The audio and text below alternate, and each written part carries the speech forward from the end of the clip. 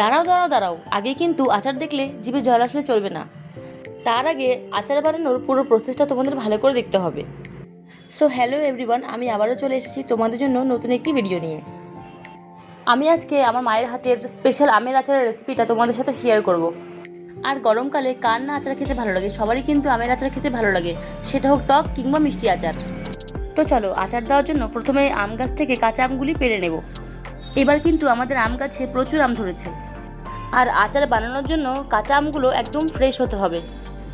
তো দেখো তোমরা, গাছ থেকে আম পাড়া হয়ে গেছে। এখন এই আমগুলোকে খুব ভালো করে জলে ধুয়ে নিব। এখানে প্রায় 3 কেজির মতো আম আছে।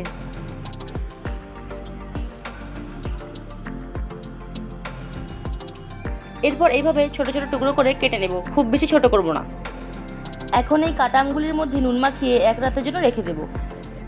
তারপর পরের দিন আমগুলোকে খুব ভালো করে রোদে শুকিয়ে নেব।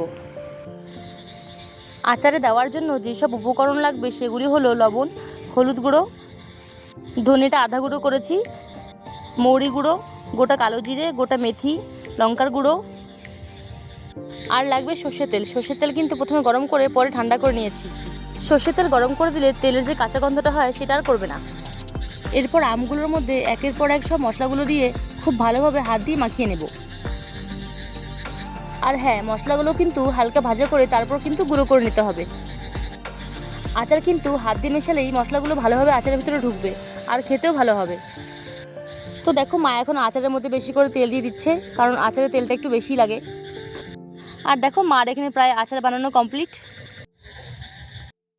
এরপর আচারটিকে একটি পাত্রে ঢেলে মাঝে মাঝে রোদ লাগিয়ে নিলে কিন্তু আচার রেডি। এই আচার কিন্তু কোনোদিন নষ্ট হবে না।